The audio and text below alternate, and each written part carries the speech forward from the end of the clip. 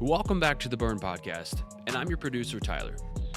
This week, I'm proud to be jumping in to introduce a very special episode of the show. Just a little over a month ago, Ben was a guest speaker on John Gordon's Positive Summit.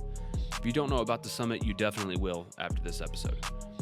But in Ben's speech, he presented several stories and principles that he's never shared before, including the 4 Ps from his upcoming book, The Standard. We wanted to take this week to share that talk with you here on The Burn. All right, that's enough from me. Let's get into this week's episode.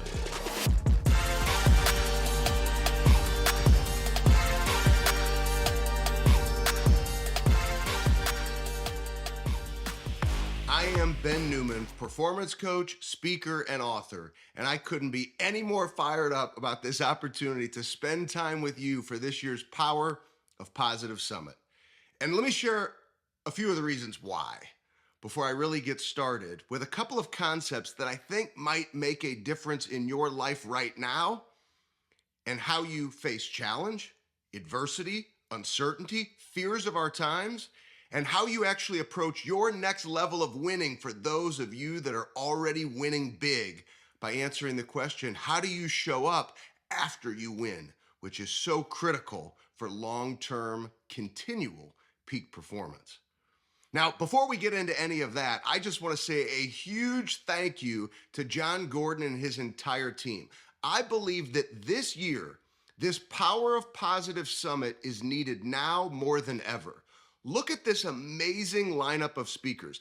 I'm going to be taking notes.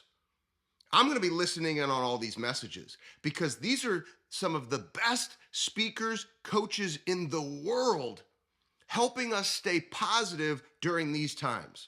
When the media is trying to tell us how to think, when politicians are trying to tell us how to think, when there's fears, doubts, uncertainties, pain. John, thank you. To the entire John Gordon Company's team, thank you for not only having me for what I think is now the 6th time I've been part of the Power of Positive Summit, and I'm so appreciative of the opportunity every time.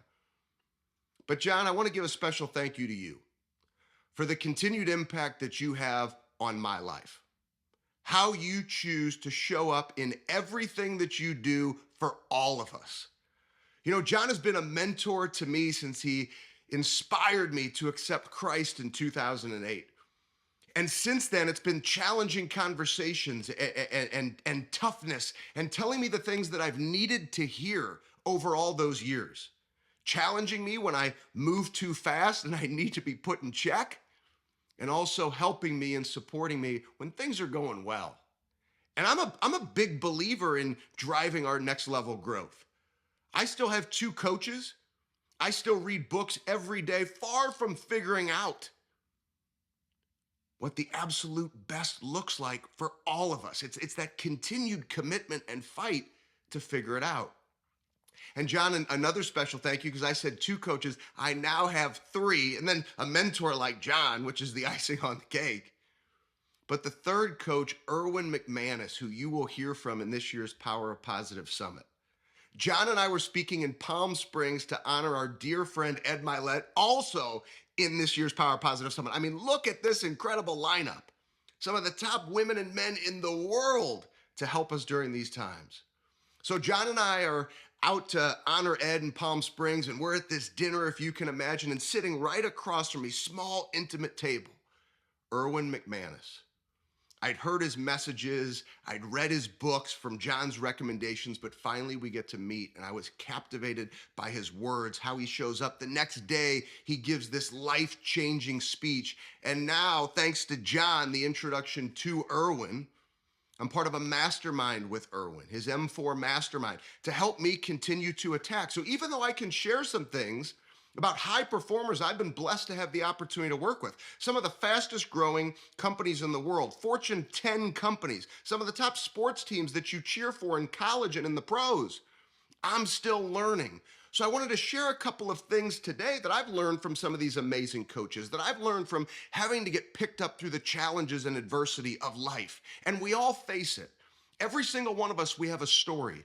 But also with your story, the positives and the negatives and the challenge, you have a choice as to how you will respond when you face that challenge and adversity. Just like we have an opportunity to choose how we will respond after we win. And I've been through challenge and adversity at its highest levels.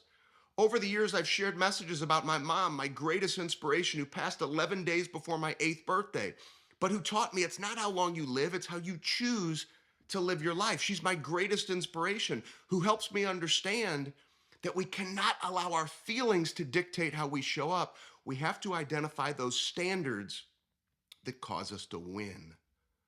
So, a couple of stories on the standard.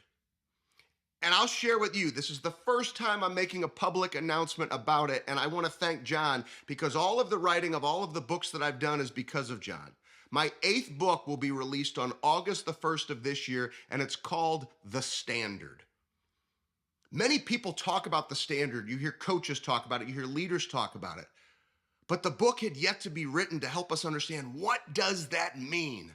So we're going to help you understand, what does the standard mean? How does it show up in your life? How do we help you design what it looks like for you to win? I'm going to share a couple of topics today, a couple of concepts that'll make an immediate impact on you, because we got a little time before the book comes out. So the first one is this concept of standard over feelings, one of my favorite stories of standard over feelings. And I want to start with sharing this in the midst of adversity and challenge. Many of you are facing that adversity and challenge, financial climates impacting your business, maybe personal issues impacting your business and your life. And we still have to choose to show up every day and win, personally, professionally, and in our service to others. And I believe, even though I've had the blessing of working with many national champions, Super Bowl champions, Olympians, and champions in boardrooms, I don't define winning by bottom line dollars, top line revenue, or championship rings and trophies. It's your ability to look yourself in the mirror one day at a time and say, today I gave it my very best. If you can do that, nobody can ever take that away from you, and you can never ask any more than your very best of yourself, driving that personal accountability. So standard over feelings, one of my favorite stories, and this one comes from challenge and adversity. Imagine somebody comes and takes your job. You were performing at the highest possible level. You're a champion. You've done everything right. You've hardly lost at all. And somebody comes and takes your job. How would you respond? I had the opportunity to work for 5 years with the University of Alabama football program, 2 national championships as their mental conditioning coach. And in one of my early years, I remember watching Jalen Hurts and how he responded after Tua Tagovailoa, the now famous 2nd and 26 in overtime touchdown against Georgia to win the national championship, how Jalen Hurts responded that next season when that play and then the next offseason resulted in Jalen Hurts losing his job to Tua. How would you show up if that happened? Don't allow your feelings to dictate how you show up. Standard over feelings. And I watched Jalen Hurts through summer workouts, through training camp, fight for his job. He ends up losing the job to Tua. Right? So in training camp, I'm speaking to the team. We dive in mental conditioning, and then I have visits with the team throughout the season. And this particular visit, the team was 4-0, ranked number 1 in the country, and Jalen had lost his job. Tua was the starter. And you wonder, like, how's he going to show up? What's he going to do? I walk into the weight room that day. Team's getting after it. All of a sudden, a player shows up late. And when you show up late, sometimes you have to push a plate around the weight room. So this freshman is pushing a plate around the weight room. Strength coach says, just push the plate around the weight room till I tell you to stop because you showed up late. Now, all of a sudden, the strength coach is about 5 feet away from me. The player stops pushing the plate right across from me. And all of a sudden, this strength coach is coaching up this young man. And out of the corner of my eye, I see Jalen Hurts from the other side of the weight room. He was doing his workout all the way on the other side of the weight room, comes all the way across, walks up to the strength coach, taps him on the shoulder and says, "Coach, I got this." I then watched one of the greatest acts of leadership I've ever seen as Jalen Hurts mentored this young man to understand that's not how we show up at Alabama. There's a standard, there's a manner in which we do things, and he explained it to the player, and then he walked all the way back to finish his workout. Jalen Hurts, who ended up transferring to Oklahoma, darn near winning a national championship there, darn near winning a Heisman Trophy there. He didn't have to walk across that weight room. But when you believe in a standard, when you believe that the way you do one thing is the way you do everything, one of the greatest lessons that I've learned in life, learned that from Coach Saban. Whole chapter in our book, Uncommon Leadership, about that quote. Guys like Jalen Hurts learned that's just the way. Just because things aren't going our way doesn't mean we don't show up, we don't get the workouts. He could have skipped workouts, he could have done nothing. Who would have blamed him? He's going to transfer anyway. But he showed up, ended up being needed that season for that historic run. But what amazed me the most was how he showed up when he just didn't have to, because he understood a standard. It's why when people told him you'll never be a quarterback in the NFL, switch positions, he didn't listen, because he believed in himself and the standards that he had set. When people said he couldn't be a starter and then he just took the Philadelphia Eagles to the Super Bowl, was I surprised? Maybe some of you were. No, I wasn't surprised at all, because I've seen it in that young man. He is an exceptional young man. Standard over feelings.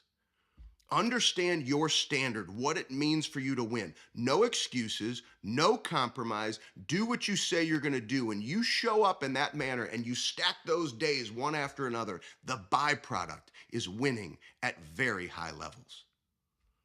But after you win and in the midst of adversity, it's a continual process. And that's what we're going to share in the book, The Standard, with the 4 P's. And I'm going to cover them quick, but the 4 P's of the standard. The first is the problem. Some of us have to look and say, there's a problem. You have to be honest with yourself. There's something I'm disappointed in how I'm showing up. It's an opportunity for growth. You have to address the problem. Other times, the problem actually might come in a positive format. How do you show up after you win? Don't create a problem. After we've diagnosed the problem or what we're going to prevent in terms of the problem, it's the planning. Building that process, understanding the process, reverse engineering what you've done to be successful in the past, and having a willingness to repeat those behaviors to drive that continual peak performance.